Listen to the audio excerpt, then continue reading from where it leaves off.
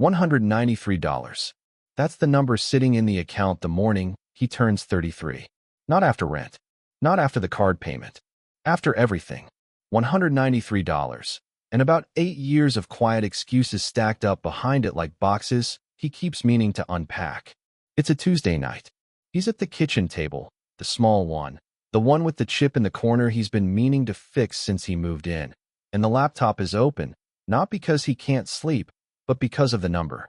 He built a spreadsheet almost a year ago, one weekend, in a kind of quiet panic. And then he closed it, because what it showed him was the kind of true that's hard to sit with. Tonight, he opens it again. And I think a lot of us know this moment. Even if the number is different, even if the year is different, that specific kind of tired that isn't about sleep. It's the tired of doing the math one more time and getting the same answer. Here's what I want to ask you before we go any further. Not, how much do you have saved? Everyone asks that. I want to ask something quieter. When was the last time you actually looked? Here's the thing nobody tells you about money in your 30s. Everyone's busy blaming you for not starting sooner, and honestly, that's the most useless conversation in personal finance. You already know you didn't start at 22. You don't need a stranger on the internet reminding you. What almost nobody says is this: you are not behind in the way you think you are. You're behind in the arithmetic sense, sure. The examples in the books, the ones where some 22-year-old invests $5,000 and retires a millionaire by accident.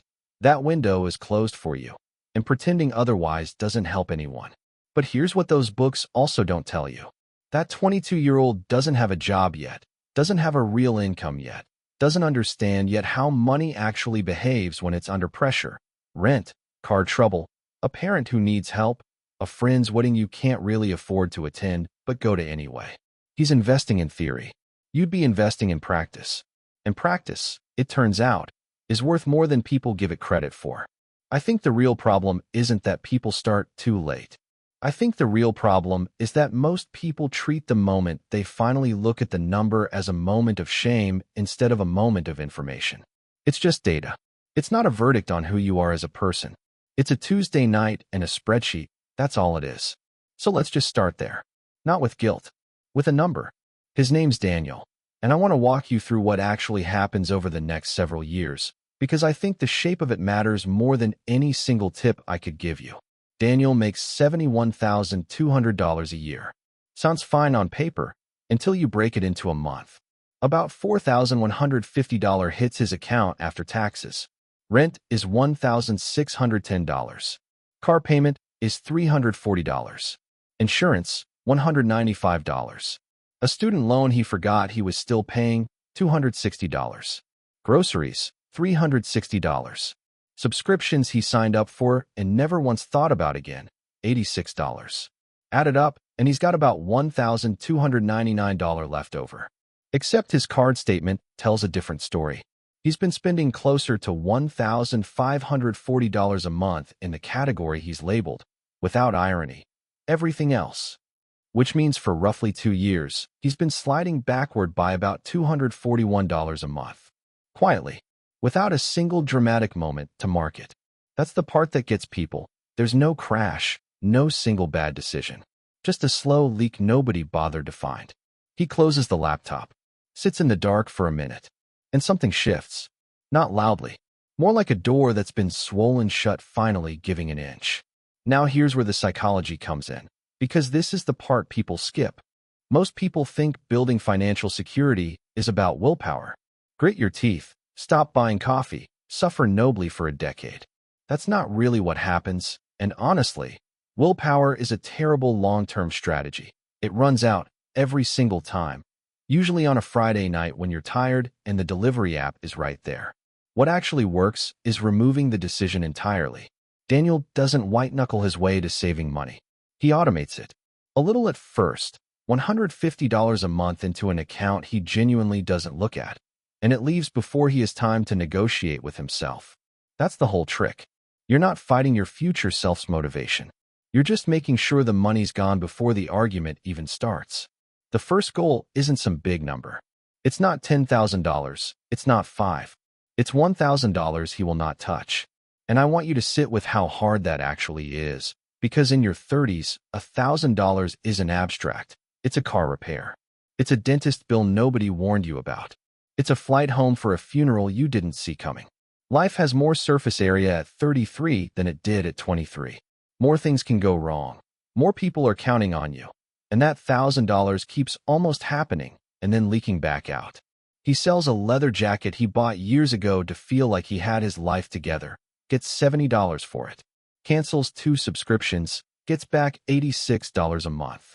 Starts bringing lunch from home, saves maybe $150 over 6 weeks. Picks up a few weekend hours doing something a little beneath his actual skill set, doesn't mention it to anyone, feels a strange private embarrassment about it that he can't quite explain. That's another $280. One morning, he checks the account. $1,012. No confetti. No one to call who'd really get why this number matters so much. Just a small, solid feeling in his chest that wasn't there a year ago. Proof, actual, physical proof, that he can change the direction of something that felt permanent. That's the moment, not the amount. The proof.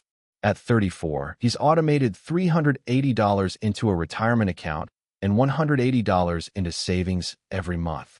It's tight. It works, but it's tight. And then, because life has a sense of humor, his car makes a sound.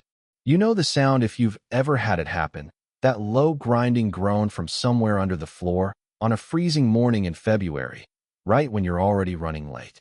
The mechanic gives him the number, $2,150. 3 years earlier, this bill would have wrecked him.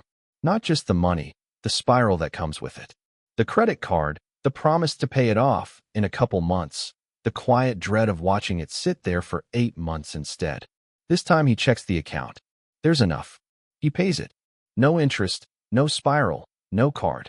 And what he feels sitting in that cold parking lot isn't happiness exactly. It's steadier than that. It's the very specific, very undramatic feeling of a problem simply ending. Not becoming a bigger problem. Just ending.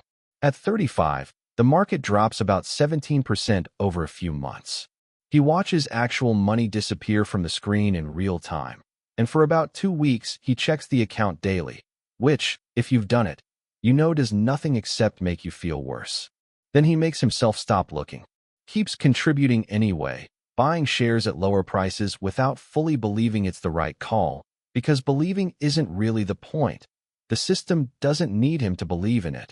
It just needs him to keep doing it. By winter, the account's back where it started. Like the drop never happened. But something else happens in that stretch that has nothing to do with the market. He's in a home goods store on a Saturday, staring at 2 coffee makers. One's $34. One's $98.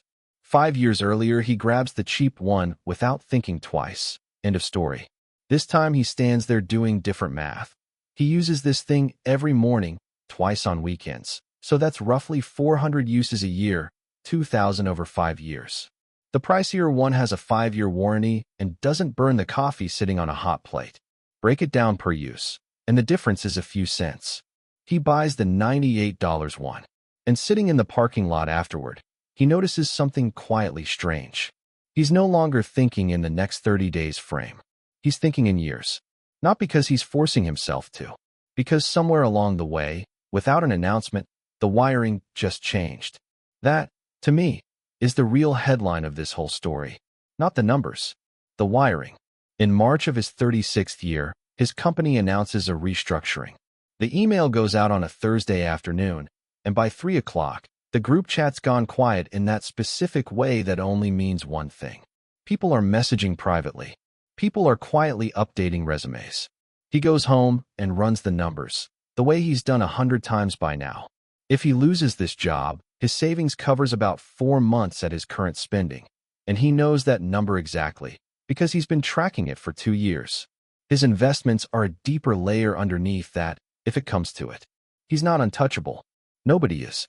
But he's not one missed paycheck from collapse the way he was at 31. The layoffs land 2 weeks later. 9 people. He's not one of them. 2 of his closest coworkers are. Watching them carry boxes to their cars on a Tuesday morning, he feels something complicated.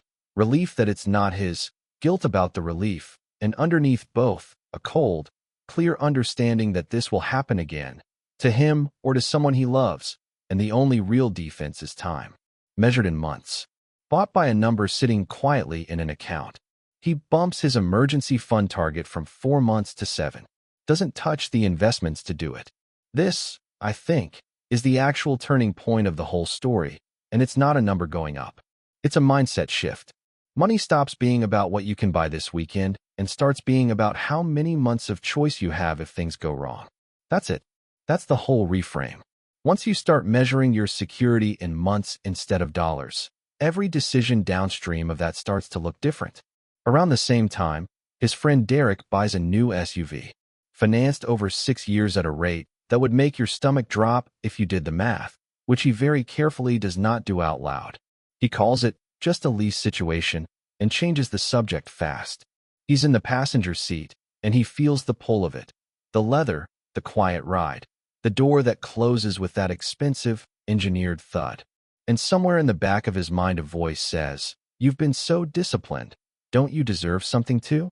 He notices the voice, doesn't argue with it, doesn't shame himself for having it, just lets it pass, the way you'd notice weather changing outside a window. Because here's what he's learned by now: desire isn't the problem. Desire on a schedule you didn't choose is the problem. The real question was never, do I want this? It's, what does this actually cost me, in time, in options, in the version of my life I'm building? That SUV, at those terms, ends up costing something like $71,000 total for a vehicle worth maybe half that by the time the payments stop. He gets out of Derek's car, walks over to his own, a 9-year-old sedan with a dent in the door he never fixed, and feels something that takes him a minute to name. Not deprivation, not jealousy, something quieter. Clarity, maybe. The particular calm of knowing exactly what you're doing and why. His portfolio crosses $48,000 on an ordinary Thursday morning. He's at his desk between meetings, checking the app the way he has for years now. Not obsessively, just habitually, the way you'd glance at a plant to see if it's grown since last week. The number reads just over $49,000. He goes back into the meeting, eats a sandwich at his desk. But the number sits with him all day, low and warm, like something humming quietly in the background. This is the first number that feels structural. Not a milestone he's proud of, a foundation that's actually cured, that can hold weight now. Everything from here gets built on top of it. And this, right here, is the entire argument for starting at 33 instead of waiting until 43. Foundations need time to cure. He gave it the time. At 39, his mother calls on a Sunday evening. She sounds careful, the way people sound when they've rehearsed what they're about to say. The roof's been leaking for months. She ignored it as long as she could. A contractor finally came out. The repair is $5,400. She's been calling around, doesn't know what to do, is sorry to even ask. Daniel tells her not to be sorry, tells her he'll take care of it, hangs up, and sits there with the phone in his hand for a while, thinking about what he just said. Not the $5,400. That part's simple. He transfers it the next afternoon without touching his investments, without going into debt, without losing a single night's sleep over it. What he sits with is the sentence itself. "I'll take care of it," said without hesitation, without the quiet math of what he'd have to give up, what card he'd have to use, how many months it would take to dig back out. 5 years earlier, helping his mother would have meant debt. It would have meant a private shame spiral about being a grown adult who couldn't absorb a family emergency without falling apart. This time, he just helps. And that, not the $49,000, not the automated transfers, not the spreadsheet that finally made sense. That's the moment he understands what any of this was actually for. It was never about a number. It's about capacity, the ability to show up for the people you love without it costing you your own stability. So what do you actually do with all of this? Because a story's nice, but you didn't come here for a story. You came here because some version of that Tuesday night at the kitchen table felt familiar. Start with the number you're avoiding. Not a budgeting app, not a 5-step plan. Just open the actual account, an actual spreadsheet, and look at what's true right now. Most of the anxiety around money isn't caused by the number itself. It's caused by not knowing it.